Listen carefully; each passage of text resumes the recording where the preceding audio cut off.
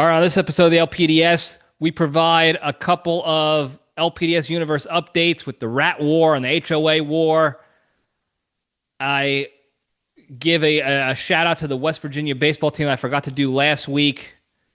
And then I commiserate in some minor hurdle we're dealing with in the LPDS compound this week that I'm working through, I'm plunging through, for, if you will. All that plus a really nice cage fact coming at you right now.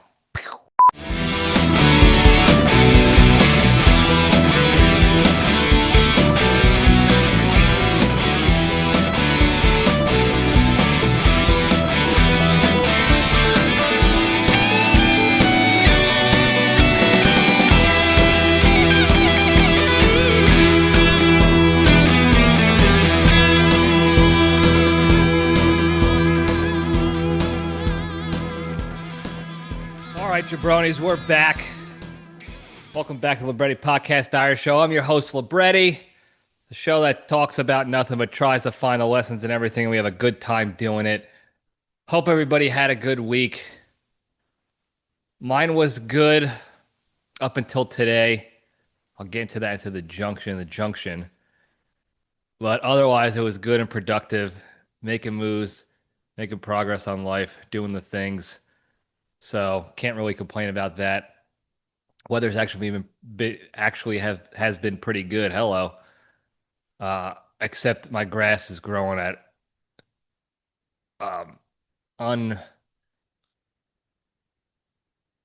what's the word I'm thinking of? I can't keep up with it.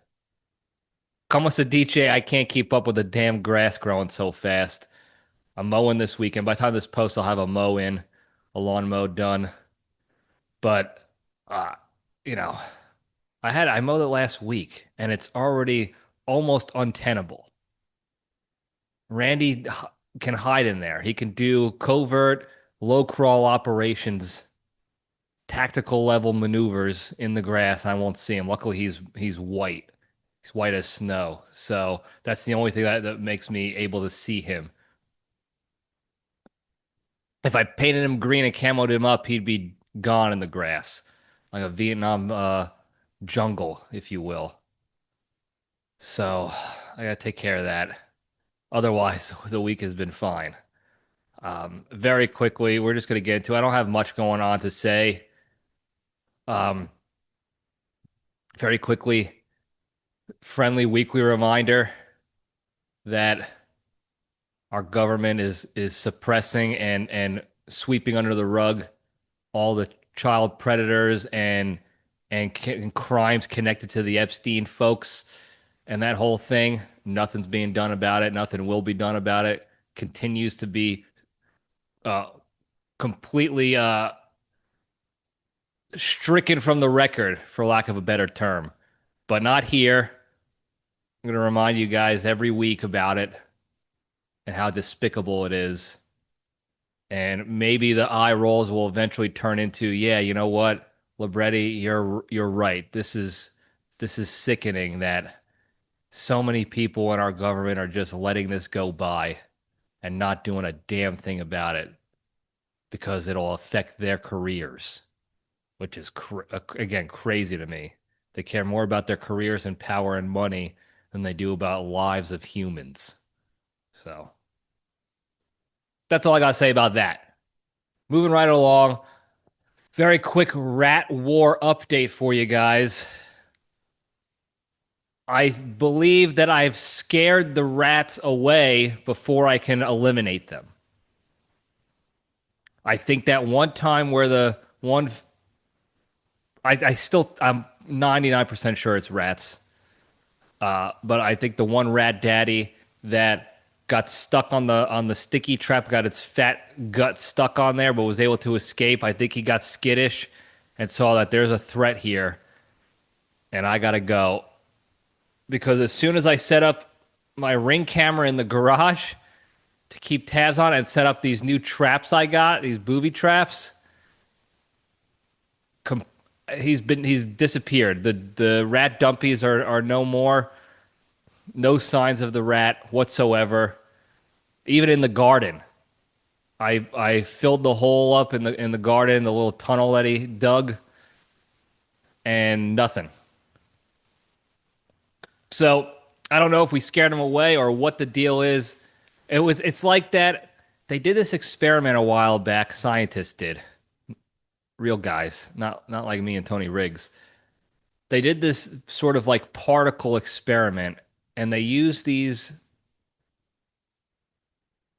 special sensors and cameras, and then these like subatomic particles. I forgot exactly like what they were monitoring, but I think they were subatomic particles. Maybe Steve McStiff's a smart guy. If he's listening in, he might be able to chime in with exactly what they did with this experiment because he's usually up to speed on smart guy stuff like this. But what they found was that when they had the sensor on these particles, they moved in a certain pattern direction, uniform sort of direction, like a route, like they were on a road. And then when they moved the sensor off and observed the particles, they were moving all randomly, chaotically, if you will. No rhyme or reason, just at a different, no pattern whatsoever, no discernible pattern. And then they put the sensor back on, same thing, back on the directional path. And the theory that they concluded wasn't really a full conclusion, but the theory that came out of it was that when the particles felt that they were being watched or monitored, they started falling in line to some prescribed directional path, something that they were like almost told to do.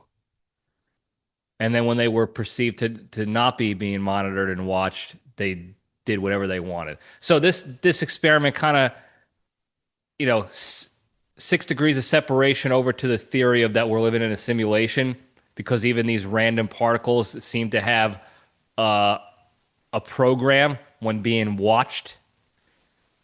But that's what this, let's weave this back into the point here. That's what this rat situation seems to be, this rat war I'm in. As soon as I put the camera there and he felt that he's being watched, he's gone. He's back on his program of hiding and not being observed or seen whatsoever. So maybe I take the camera away and just leave the traps so I can't monitor the situation.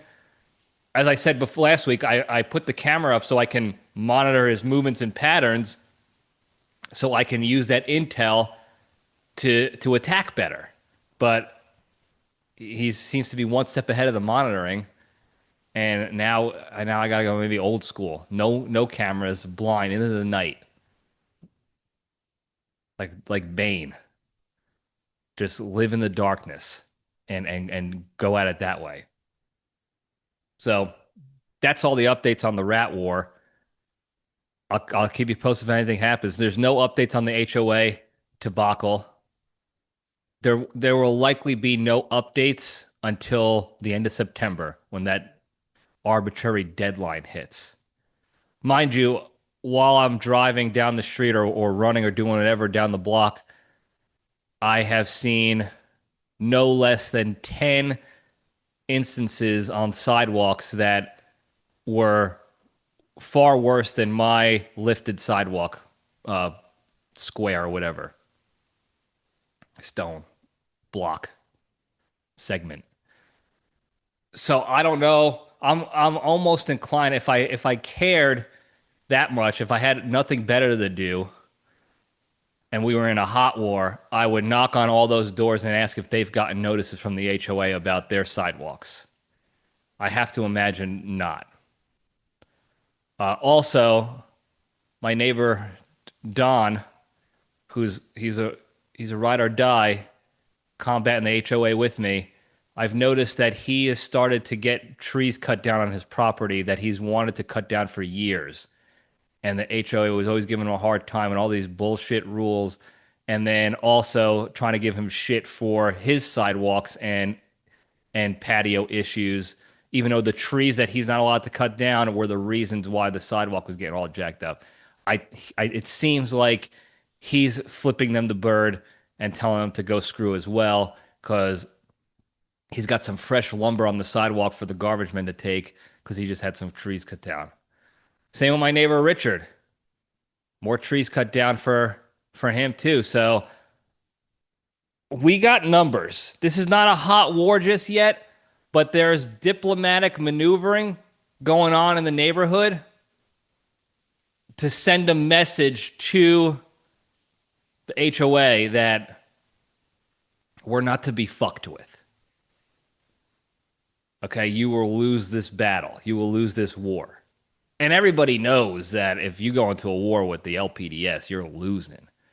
So I don't think they want that. But when you have the backing of these veterans, these salty veterans next door to me, you know, they've been around town. So combine the might, the military might of the LPDS universe and the track record of success and utter domination on the battlefield with the knowledge and intel and experience of the combat environment from the neighbors now. We got a couple of new guys that moved in, but guess what? Don has already planted his seed. He has already staked his claim in their brains. He planted his flag for our team with them, introduces himself all the time, makes friends with them, and at the very least, they're allies to the cause if they're not going to pick up a gun and fight with us. Proverbial gun for the FBI. Anyone listening, we're joking here. So they don't, long story longer, they don't want to mess with us. That being said, I think it's going to be very quiet. There'll be some more political maneuvering and dick swinging, if you will, I think. But that September deadline is going to come and go. And that's where I think the action will take place because they set the red line. They set this stupid red line, and I'm calling their bluff. We are calling their bluff. And I hope they try to do something. That's the difference between me and any of our enemies that we ever have. They threaten with war and fines and action taken and all this malarkey to try to scare us because most of the people around they can just bully around because most of the people in this neighborhood are old, retired. They don't know any better. It's the same principle with the scammers that call you. They find the old people that worry and are a little bit naive to the new scams of the world, and they're kind of easy marks, unfortunately. That's what they do. They kind of bully them around, thinking like, "Oh, I'll just send a notice and they'll follow suit. They'll fall in line real quick." But here's the thing. They're dealing with a different adversary over here at the LPDS. They're dealing with a brain that they will never be able to understand. Okay? All you're doing is threatening me with a good time. All you're doing is offering me something that gives me great joy in life. And this is not me bragging about that. I think I probably need to talk to somebody about that. Because as you know, I hate war because war is hell. But if you push me to war and we're in a war, I love it. Once I'm in it, I don't want to be in it, but once I'm in it, I'm fighting with the passion of a thousand suns. I think it's a fire of 1,000 suns, but you get my drift. And this is what these people don't understand. They're threatening me with something I want to happen. I want them to make a move. I'm ready for it. We built this compound and we build our defenses and we build our battle plan around these threats and these movements and these bluffs. We welcome them. Our attacks can't work without them. Our main attacks. We have backup attacks, folks. Come on. We're not stupid here. We're crazy, but we're not stupid. So come September 29th,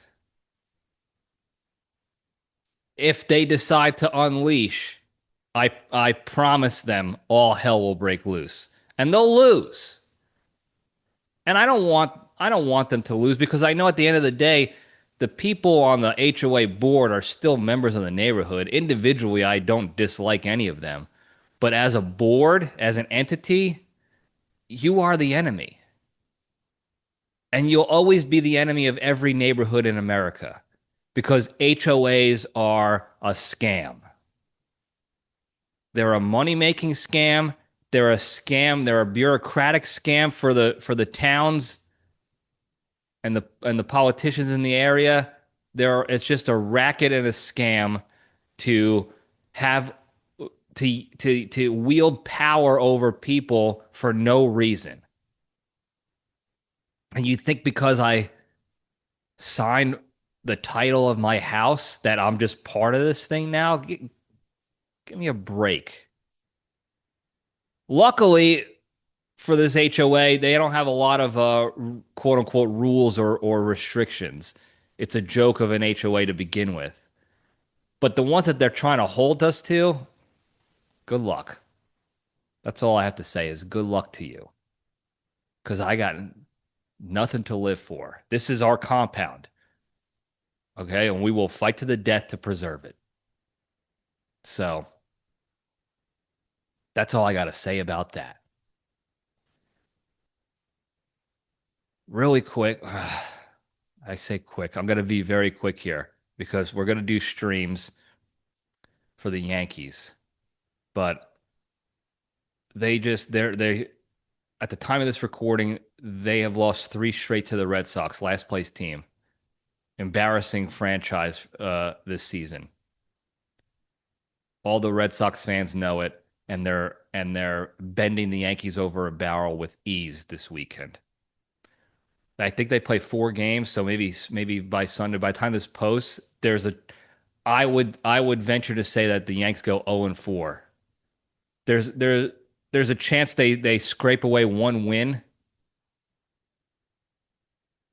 and go 1-3 on the series. But if there's a 4th game, there's a better chance that they go down because they are abysmal right now for so many reasons. I'm not going to get into it now. I'll get into it in the next stream. I don't know if there'll be a stream this week. I believe there's no game this Wednesday. So stay tuned. Keep up to date if you're a stream fan. Keep up to date on the Instagram and Facebook for LPDS, and I'll post some updates there with the schedule. If there's going to be a stream this week, there might not be because Wednesday's really the best day for streaming for me.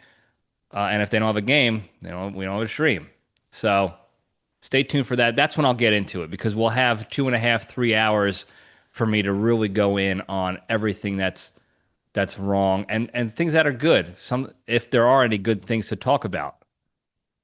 So that's all I got to say about that before I get super angry. Anyway, let's just move right on to the good stuff. We'll keep this thing, rolling pretty quickly, hopefully, and we'll step into the cage.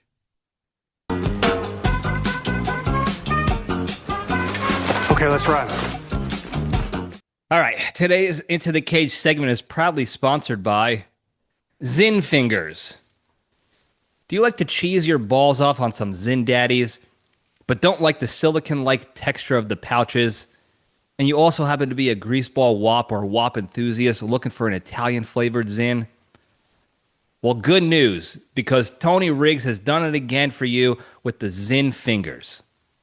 Zin Fingies combine that sweet nectar of nicotine you so desperately crave with the scrumptious coating of his signature chicken finger breading So now you can get your buzz sucking on a Zin and get your cutlet fix at the same time. So to get a tin of Zin Fingies today, just head to the local pile of random Italian men hanging around your neighborhood, and if you give them the code Paisano Pouches, you'll get 29% off your first tin. 25, that's a joke. We go 29, baby. Zin Fingers. I've been cheesing my ass off lately on the Zin Daddies. Probably to help get me off of the Euro cigs I was sucking on over there in Italy. Man, I wish cigs didn't smell the joint up. Everything about you stinks of stale cigarette smoke. If that wasn't the case, every breath I take would be a puff of a cigarette. They're so cool and addictive for sure, but they're also bad for you. And I don't even care about that part. Anyway, the Cage fact. If you're a gamer, you've seen this come out already. If you're not a gamer, the latest Call of Duty Black Ops 7 or whatever it is came out with a new Nic Cage event. It's called like Summer Action Event. And with that comes 2 Nic Cage characters. A basic one you get right off the bat when you buy the event, and then one for checking all the boxes throughout the event. You go and you get kills in whatever, zombies and multiplayer, whatever else you play on there, and you get different accolades. You get calling cards, you get different guns, gun camos, and different accoutrement, if you will, all digital. It's not real. And then you get the final Nic Cage, who's wearing a snakeskin leather jacket and all these cool shits, accessories on him. It's the first and probably only like character on Call of Duty that I would even ever consider paying real money for. Luckily, I didn't have to. I had enough fake Call of Duty bucks, Shroot bucks, to use to pay for it, quote unquote, pay for it. So I didn't pay any real money for it, but I probably would have.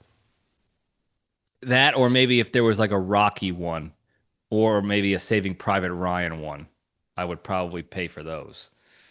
Otherwise, Nic Cage, it was a no-brainer for me. There's people, the gamers out there are calling it lame, and it's like, what else are they going to do? They're ruining Call of Duty. I'm not here to talk about Call of Duty and how garbage the game has been over the past several years because of the way that they have the contracts with the different developer companies and how they only care about making profits year over year and not creating a good game like Grand Theft Auto will spend 10 plus years coming up with a generational level game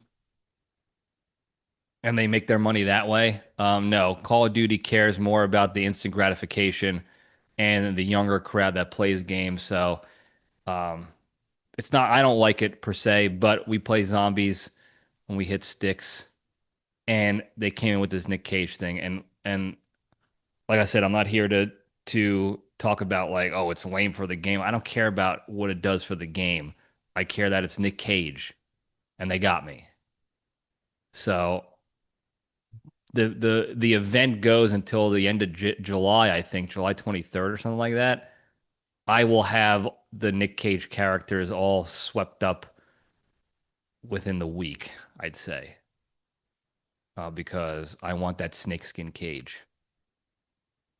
But for the Nic Cage character, each operator you use has their own little sayings and quotes and stuff. And Nic Cage actually recorded the sayings. None of them are quotes from his movies or anything like that, which would have been funny, but I probably had some sort of like copyright limitations on that. Like he couldn't just say like, I can eat a peach for hours, or I'm going to steal the Declaration of Independence, because they're attached to movies and they probably didn't want to deal with the movie rights and all that stuff.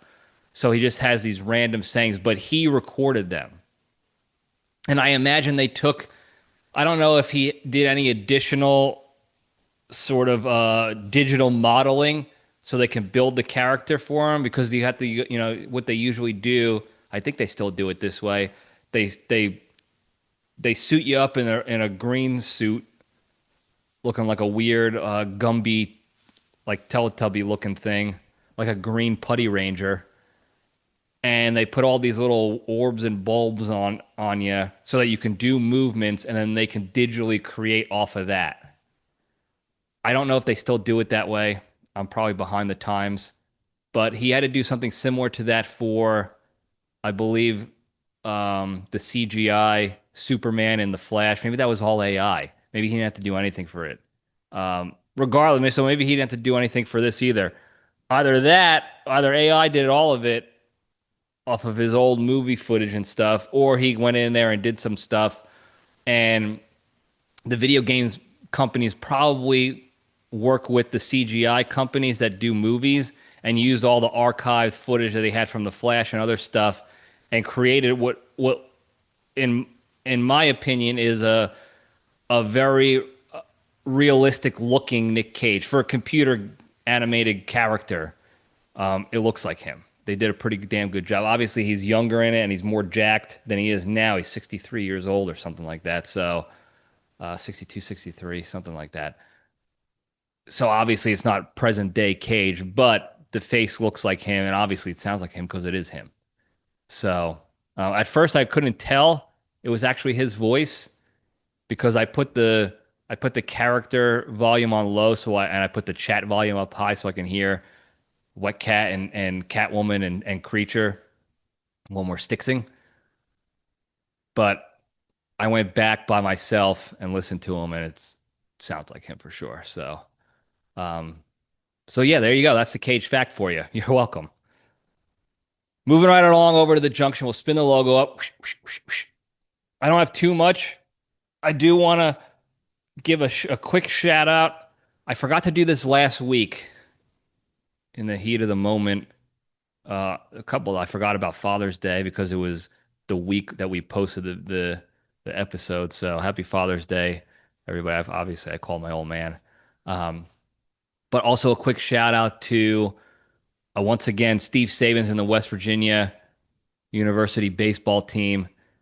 This was obviously weeks ago now by the time this post because I'm late on it and I missed it last week. But they made it to the College World Series. They got knocked out. They went 2-2. It was a double elimination tournament. They got knocked out, but it was their first World Series appearance, and they ended up fourth in the nation. And as you know, as I discussed in the past, Steve Sabins was an old teammate of ours at college, so it was really fun to see where he's taken this team over the past couple years. It's incredible stuff between him and the previous head coach who took him under his wing and all that. But we watched the games in Italy. We were on a group chat with a bunch of ex-players and coaches, shit talking and having a grand old time.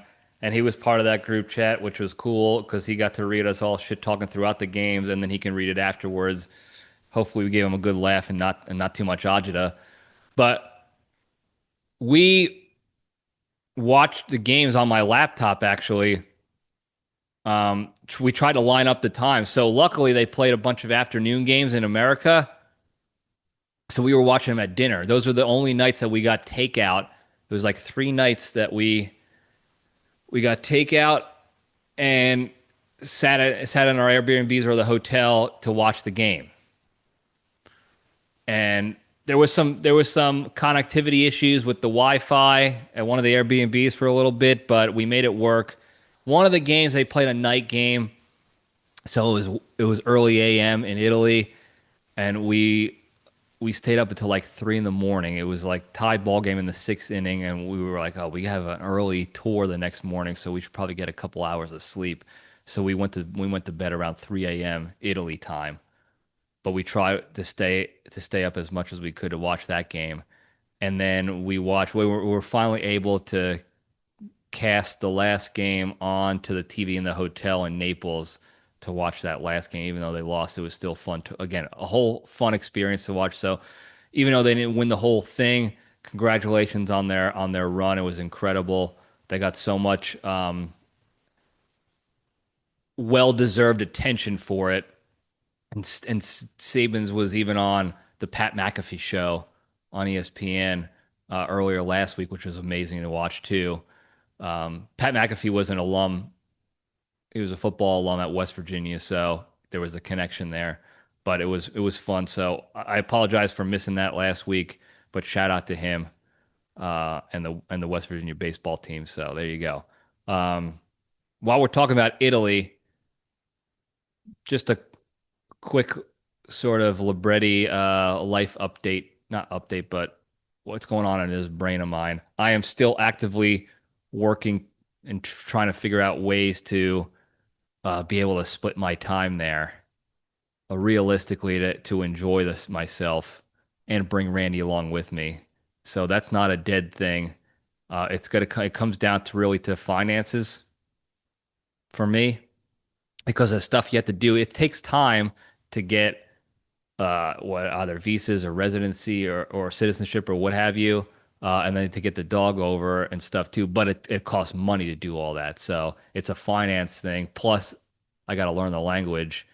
But luckily, I still have family out there that I stay in touch with. So um, we're gonna do what we can to make it work as soon as possible. We'll see how it all turns out, but um, it would just be cool to one week all of a sudden you see an LPDS episode, for 3 months straight episodes out there. Randy's out there. We're in some remote town, living the life. That's the goal anyway. So that's all I got to say about that. Moving on to less positive updates for you guys. I am dealing with something here that's really bothering me. I have what I would describe as the worst sink and pipe combination that I've ever dealt with in a place that I've lived. And of course, it's the one place that I actually own and not a place that I've rented. Of course, it's well, once you sign the papers, it becomes a problem. And if I was, of course, this happens to me, guy. If I was one of those negative Nancys, I would pile that on and run that to the ground and beat that dead horse of victimhood to all of you all the time about what a tough life I live because my sink clogs. The reality of the situation is my sink sucks. The previous owner put the cheapest garbage disposal on it. I don't even like garbage disposals. I never use it because it's an excuse to, like, people just throw crap in there and that's how you clog the drain. But mine is so bad that I avoid using it and it still gives me trouble regularly. This is the fourth big clog I've had in 3 years. And I've had several smaller clogs that I've been able to Drano away and clean out myself. But this one, there's a chance I have to call a plumber again to come in. And I just don't really feel like doing that. That costs money. They're probably going to recommend I get the disposal either replaced or taken out and put regular drain back in there again. But this shit just really annoys me because it's if I guess if I was in a different situation, like financially with my time and where I am in my journey of life, it wouldn't be as big of a problem. But I want to focus my time on more important things like Spearhead and LPDS stuff and other things in life, the gym, dating, even not this crap. So if I had a different position in the journey, I would feel differently about it. But right now, it's giving me agita and frustration. This thing stinks. I do everything I can. I go, some would say almost too above and beyond to make sure nothing gets down my drain, my sink drain. When I make anything on like an oily pan or there's oil and grease involved, I wipe the pan clean. before I put it in like the dishwasher or wash in the sink if it's a cast iron skillet that I don't dishwash. So that there's no oil that like there's as minimal oil and grease that gets into the piping, the outbound pipe, because that's what usually coagulates in there. And I guarantee you, by the time this posts, I'll have it dug in. I'll have it more investigated, if you will. But I guarantee you that's probably what's doing it. It's a coating inside the pipe that the oil just coagulates and coats in there before you know it. It's blocking everything. And up to this point, I have dumped 2 bottles of plumbing solution, pipe safe plumbing solution. I make sure it's pipe safe stuff. I probably just need pipe dangerous stuff to really get in there and not give a shit anymore. It's PVC pipe, so that stuff is indestructible. And from a business perspective, like you always hear these things like, oh, don't use liquid plumber or Drano, it ruins the pipes. Maybe the old like metal pipes that they have outside or older houses, maybe that's what they're talking about corroding. But certainly not PVC. And also, again, from a business perspective, why would the company make a clog cleaning solution that ruins your pipes unless they're owned by Big Pipe? Maybe that's the conspiracy, is that Drano and Liquid Plumber are owned by Big Pipe. And they know, like, oh, they're going to have to replace these pipes soon if they keep using our product, and that's when we'll get them with the big money. That's when we'll come in there and hammer them because we own the pipes. We own Big Pipe. Maybe that's the conspiracy. Otherwise, I can't see why they would create a pipe unclogging solution, liquid or what have you, that also ruins your pipes, that people are afraid to buy and use because they don't want to ruin their pipes. That doesn't make any sense. The only thing that does make sense is Big Pipe is running everything. But I just don't think that's the case. Maybe it is. Who knows? Maybe I'm too naive in the pipe community, in the plumbing world. Regardless, I have to do more research. I'm going to hit the internets, the forums. I'll talk to my local plumbing pals that I know, find out what I can do myself before calling in the big guns. I have a snake.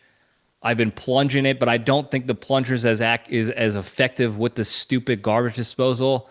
I have been able to plunge sinks in the past. Plumbers have actually told me just plunge it and watch what happens.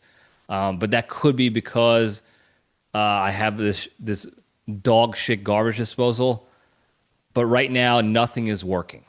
It's not even moving the needle, which makes me worried that like maybe it's one of the pipes outside in the property and not in the house that's really just drummed up or something.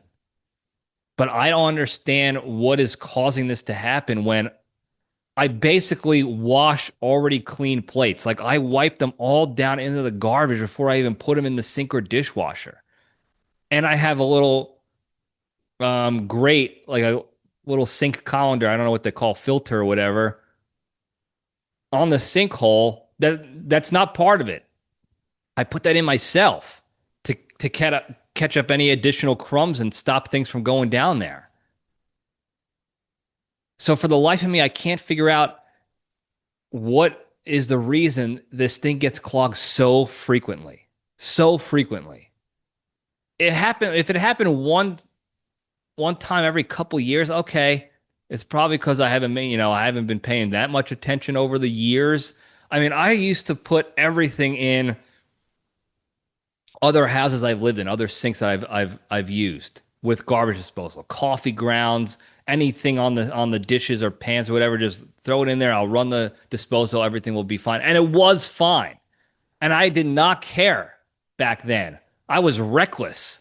I was the idiot who was like, oh, I have a garbage disposal. Anything can go in there. And that's what I did. I put everything in there. And no issues. This one, I put nothing in there. I put water. I put slightly dirty water in my sink and dishwasher. and it's clogged 4 huge times. 3, I had to call plumbers to bring in their industrial sized snake in to clean out the coagulants. This is the 4th time. I might have to call a plumber again because it's not moving the needle whatsoever. I'm going to go in there. I have to wait for the water to slowly go down so that when I open up the outbound pipe underneath the sink, it doesn't, the shit water doesn't come into my home, or I can at least minimize it a little bit. But my snake is not industrial. It's not generator powered. It's a hand crank. How you doing? And I really am trying to avoid doing that because it's in a bad spot under the sink. It's tough to get to begin with. It's tough to get leverage on the snake itself. And I already have a bad back and neck that I'm currently in a war with the VA over to get reevaluated amongst a whole bunch of other shit to get my VA rating fixed. So I really don't want to get down there and do that shit. But what I've done so far is Drano plumbing, liquid plumber, whatever. And I've been plunging the shit out of it. I used to have this other stuff, this special crap that went in there and foamed things up, but I ran out of it. So I used all I could with that. There was just a little bit. It's not a garbage disposal clog. It's not. The garbage disposal works fine. That thing is just shitty and weak. But it's not a disposal clog. It's a pipe clog. Because when I run the dishwasher, the water comes up in the sink and doesn't stay down like it's supposed to. So it's definitely a pipe thing again. So I'm going to do some more digging and figure out what other things I can do myself to get in there before I have to call a plumber. But by time this post, I would ask for your advice. But by time this post, I need the sink. So it's either going to be a plumber's coming to do it again, or I'm going to get it figured out myself already.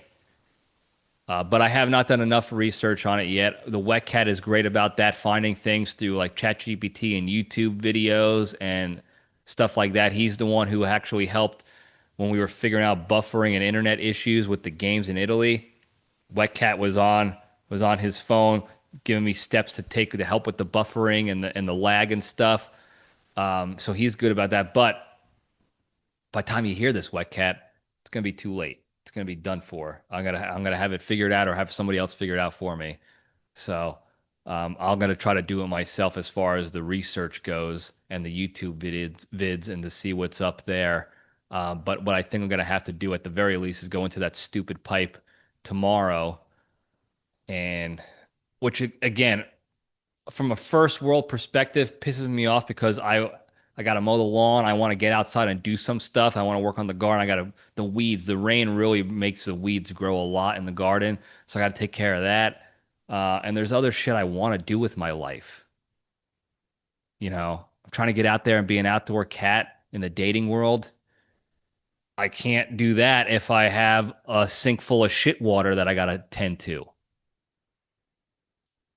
So I'm gonna figure this. I'm gonna try to figure this out, but I'm really spending more of my effort in a solution focused and not problem centric in the mindset here, because at the end of the day, this is a very first world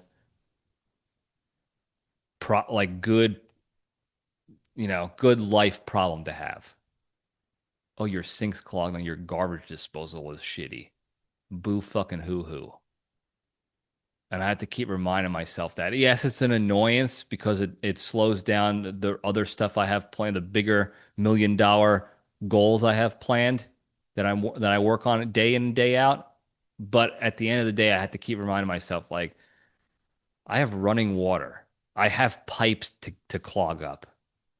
I have a garbage disposal to complain about and clean out regularly and use. There's a vast amount of this world that doesn't have that. I was just reading a thing. Somebody posted they're an Airbnb host in Paris. Don't get me started on France. They just banned Zins. I mean, they were talking about going down the tubes. That place stinks. But the Airbnb guest, after one day, left and left a scathing review and pretty much said, like, keep my money. I don't give a shit. I'm out of here. It's 95 degrees in the summer and you have no AC. And Paris is a shithole right now anyway. Everyone's jumping in the river now that you weren't supposed to jump in. The cops can't stop the people from jumping in and bathing in the river out there. I forgot the name of the river there. It's just becoming an absolute dumpster fire. Plus, it's summertime, 95 degrees, and AC is not a regular thing in Europe. It's not an automatic feature of a home. It's an elite privileged amenity that you have to be in the wealthy to enjoy. Still, it's 2026, and they don't even do window units. Like that's in my mind, that's baffling to me. Because even in the early 90s, we had window units in the old houses, or even now, if you have an old apartment in New York or an old house or whatever, you have AC. Window units, they have these individual like room wall units that get installed. So it's not maybe central AC, but it's still air conditioning. It's 2026 in first world countries, and they don't have that shit. So this is a very first world problem I'm dealing with. I can still use my dishwasher, sparingly. The water will come up in the sink, but it's not going to come overflow the sink. And then the water will slowly eventually go down. I just can't wash dishes actively. I can't do what I normally do and like soak my dishes before I put them in the dishwasher and all that stuff. Again, very first world issue that most people outside of this country won't deal with because they don't even have the amenity of like indoor plumbing and garbage disposals and shit like that. So I don't like it's really not a big deal. But things are going well.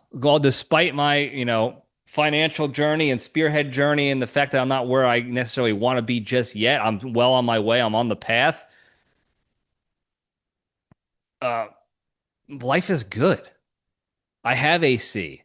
I have all this tech around me you can't see behind the camera to get this podcast recorded and posted week in and week out. I have electricity. I have toilet. I have a hot water heater. It's on its way out slowly but surely, but it still works. I have electric garage door opener. I have internets to watch Spider Noir on repeat, to watch Yankees suck, to watch the World Cup, to do life's good.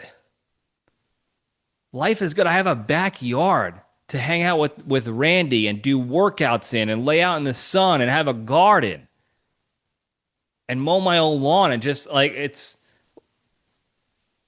things are going well. And like I said, despite this little frustration, this little hurdle that in the moment does piss you off when I'm absolutely wrenching on this damn plunge daddy. And I mean, my forearms are burning. I am plowing down on this thing. Just forearm workouts and just doing JO style motions to get this thing down. And I'm good at JO. And I'm plunging the hell out of this. And you know me with plunging and unclogging toilets and stuff. I'm the best there is without having a plumbing certification under my belt. Ask anybody around that knows me. If anybody has a clog in their toilet and they don't feel like calling a plumber or dealing with themselves, they call me. I take care of it. And I pride myself on that. So it's in the moment, it's frustrating that I'm getting all this work done and nothing's happening. I'm plunging. I'm doing fast plunges. I'm doing slow, hard plunges. I'm doing pull plunges where you push down slowly to get the suction and you pull up to get the suction upwards. I'm doing it all, and it's not even moving the needle a little bit. And despite all that, the lesson here is perspective, folks. Because we've all had the clogged sink or the clogged toilet. The one you just can't plunge out yourself. The Adobe pace of your life. Where you have to call housekeeping to come in or a plumber to come in and take care of it for you. Or you're going to have to deal with it yourself and be frustrated with it. We've all had that in our lives. But if you're tuning into the LPDS week in and week out, you also know that if you have the ability to tune in and week out through your phone or on the computer or whatever, you probably have a damn good life. You have internet. You have a smartphone. You have a laptop with connection. You have eyeballs that can see and earlobes that can hear. To listen to me bitch and moan about the stupidest shit. From the comfort of your home or in your nice car or wherever it is you are. Life's good for the LPDS universe. If you're a ride or die, there's probably not much really bad shit going on in your life in that regard. So we have to make sure we're in that mindset, or like I said, I'm trying to focus on the solution-focused mindset. As opposed to living in the problem itself, I'm constantly thinking of solutions to make the situation better. And I've talked about that in the past. I've gone into a little bit more detail on the mental training that I do to maintain that, so that when the time comes to have a solution focus, when shit hits the fan, I don't want to freak out and get anxiety or stress or be a perma victim or focus just on the problem. I want to immediately step into the solution. What is one thing I can do right now to make this situation better? And then after I do that, what's one thing right now I can do to make the situation even more better? And you just keep doing that relentless solution focus to solve the problem. And when your brain is thinking about solutions and moving the needle forward, it's a lot easier to deal with the frustration that comes, through your emotions and feelings. And you're not going to get bogged down by it.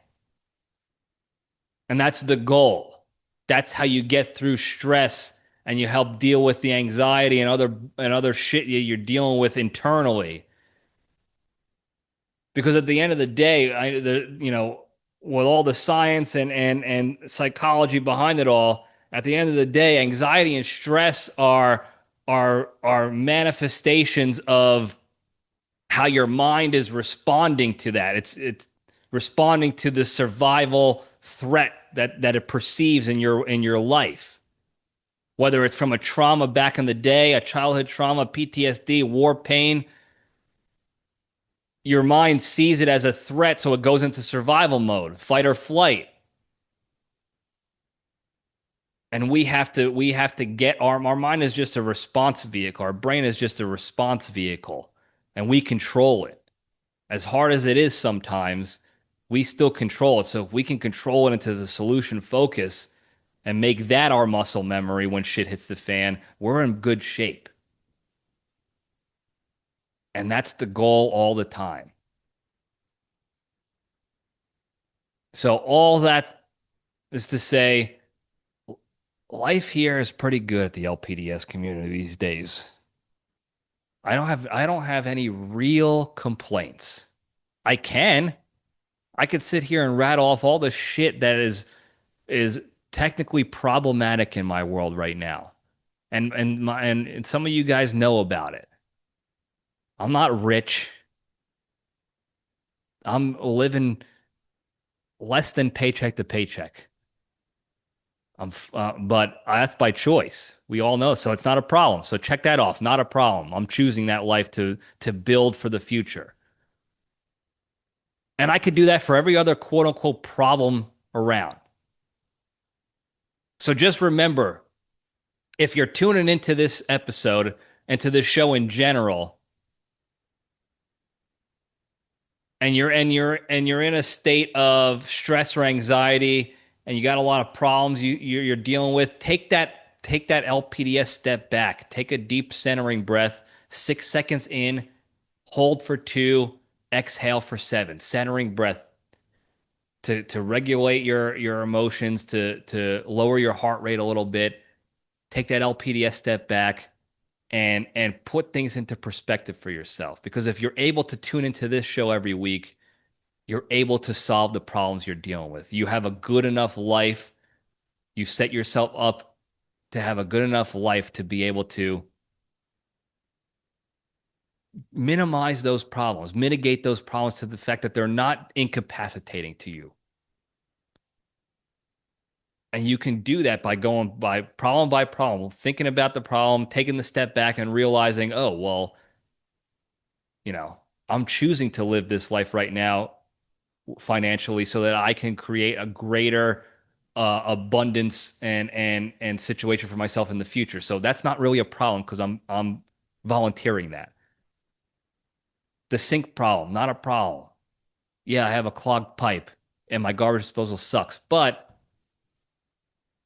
I have other sinks in the house that work. I have a dishwasher that works that's not causing extra problems too badly for that pipe. I have a phone to call a plumber if need be. I have friends and neighbors in the area to help me fix this. I have tools already. So not a problem. And you can go back and do that and put life into perspective for yourself.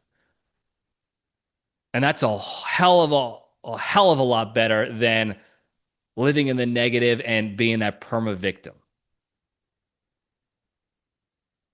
That's the difference between the perma victim and us in the LPDS universe. It's just perspective. It's a mindset. Because you can find somebody out there in the victimhood world that has all the same exact problems as you. And they're stewing in it. They're drowning in that quicksand. And you're not. And it's simply because of mindset. It's not easy to do. It's hard to do, especially in the moment. I get it. I'm not saying it's easy, but it is simple. And if we can work on it for the easy things in life, it'll make it easier to have that mindset with the more difficult stuff that happens to us. We're just retraining our brains. Just like you don't go the first time you swing a baseball bat is not an at bat in the major leagues against Randy Johnson. You first learn how to swing, and then you take hacks off a tee, and you take hats in a batting cage and batting practice, and you're training when it's easy. Ball's on a tee for you, and you're swinging. You're getting mechanics down, you're getting everything down and squared away. And then you move up to the batting cage, live BP, and then you get a pitcher who throws 80. Throws 80. And you're just getting swings. And then you build up to the hard stuff, the Randy Johnsons of the world. And then your muscle memory will kick in a lot easier. That's what we're doing here. Have the solution focused mindset for the little shit, like a clogged sink, so that if big shit ever happens to you, a sickness, an accident, a tree falls through your roof, whatever it may be, your brain, like that, like a snap of a finger, flips to solution focus as opposed to incapacitating stress and anxiety and living in the negative.